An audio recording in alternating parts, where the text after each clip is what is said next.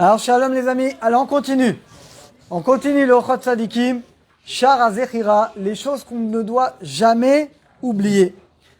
Alors, on a vu qu'on ne doit jamais oublier qu'Hachem nous a créé de rien, qu'Hachem nous a donné un corps en bonne santé, tous nos membres fonctionnent bien, qu'on est juif, qu'il nous a donné la Torah. Et là, on continue, on est page 131, ceux qui ont le livre, on va faire la 8e chose qu'on doit se souvenir tous les jours. Quand tu vois les serviteurs d'un roi, regardez quand il y a un roi, combien les gens qui le servent, ils vont se dépêcher, le roi il donne un ordre, ils vont faire ça, ils vont faire ça, ils vont faire ça. Et bien, à plus forte raison que nous, les serviteurs d'Akadosh Baruch Hu, pas serviteurs dans le sens péjoratif, donc on est le fils du roi. Ton père il te demande quelque chose, tu te dépêches de le faire. Et bien, à plus forte raison que tu dois faire les mitzvot avec zrizout, avec empressement. Et il dit maintenant, si le roi il te demande de faire quelque chose de compliqué, et ben tu vas le faire, tu vas mettre toute ton intelligence, tu vas enlever tout ce qu'il y a dans ta tête pour pouvoir faire ce que le roi il te demande. Et si tu dois écrire une lettre pour le roi, tu vas le louer finalement de la plus belle manière. Eh bien, à plus forte raison quand tu pries devant un Kadosh Baruch Hu, que tu dois le louer avec toute ton intention. Et il dit pareil quand tu pries, pareil quand tu fais une misa, tu dois le faire de la manière la plus parfaite. Atishit, 9e chose qu'on doit se rappeler.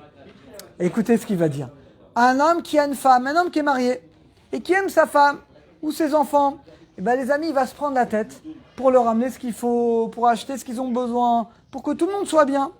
Regardez ce qu'il dit maintenant. Quand un homme il fait ça, il fait du bien à sa femme, ses enfants, il le fait pas parce qu'il a peur d'elle, ah, sinon c'est grave.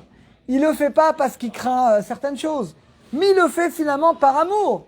Et ben il dit Kalva Chomer, à plus forte raison, quand tu fais les mitzvot pour Hachem, tu dois pas faire les mitzvot pour Hachem parce que tu as peur de perdre ton travail, parce que tu as peur d'attraper le virus, parce que tu as peur d'attraper les maladies, mais tu dois faire par amour.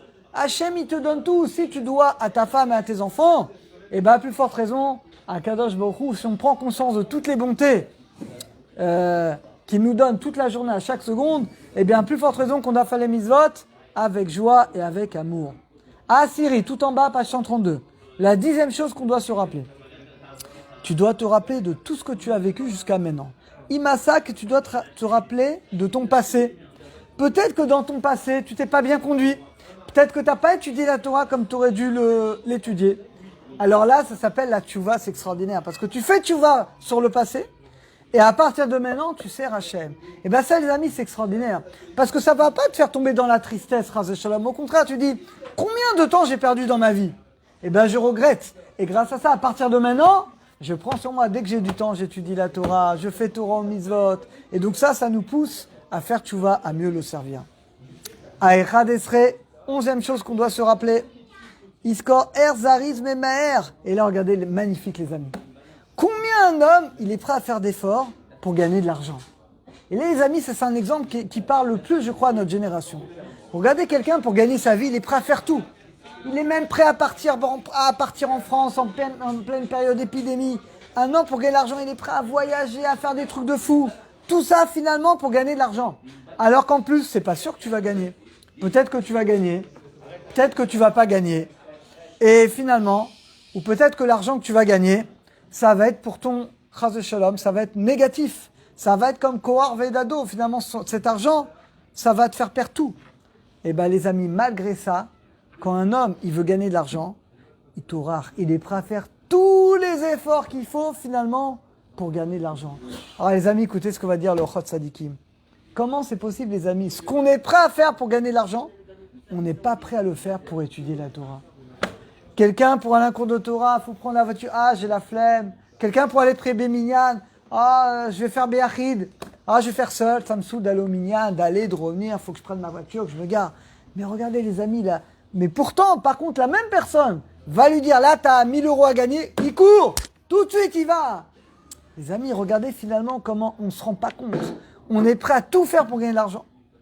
Quelqu'un, il a un client tôt le matin, il doit voyager, il doit la gérer, il doit tape, et ben il se lève très tôt, il va, tac, tac, parce que c'est un client, hein, il va gagner de l'argent. Comment c'est possible qu'Hachem te demande tous les matins de prier, d'être à l'heure, de prier, d'étudier, et là, je suis fatigué, je peux pas. Mais la même personne te dit je suis fatigué, je suis pas bien. Quand il y a un gros client, il y va. Pourquoi? Là, j'ai pas le choix, c'est ma parnassa. Moi, j'adore cette réponse. Mais vous vous rendez compte, c'est-à-dire que ta parnassa, c'est plus important que Kadosh Baruch Hu. C'est que ton corps, il est plus important que ta neshama. Ça, c'est quelque chose, les amis, on doit tous réfléchir à ça. Alors elle dit, si tu fais ça juste pour ton corps, Kalvachomer, pour ton âme qui est éternelle, pour Hachem, à plus forte raison que tu dois être prêt à faire beaucoup plus d'efforts. Qui ata chayav letaken, parce que tu dois finalement réparer ton âme et dois la rendre pure. Alors, les amis, on va s'arrêter sur cet exemple, qui est un exemple bémet que tous les matins on doit se poser la question. Tous les matins, quand tu vas prier Béminyan, quand tu vas à un cours, tu dois te dire, voilà, pour gagner de l'argent, je l'aurais fait bien plus. Alors pourquoi pour étudier la Torah d'Hachem, pour prier Béminyan, je suis pas prêt à faire au moins autant? Ça, les amis, je crois que c'est la pire accusation. C'est que dans celle, on va te montrer, regarde, pour gagner de l'argent, regarde ce que tu étais prêt à faire. Et par contre, pour moi, pour préétudier, d'un coup, tu es fatigué, tu n'as plus de force, tu es fatigué.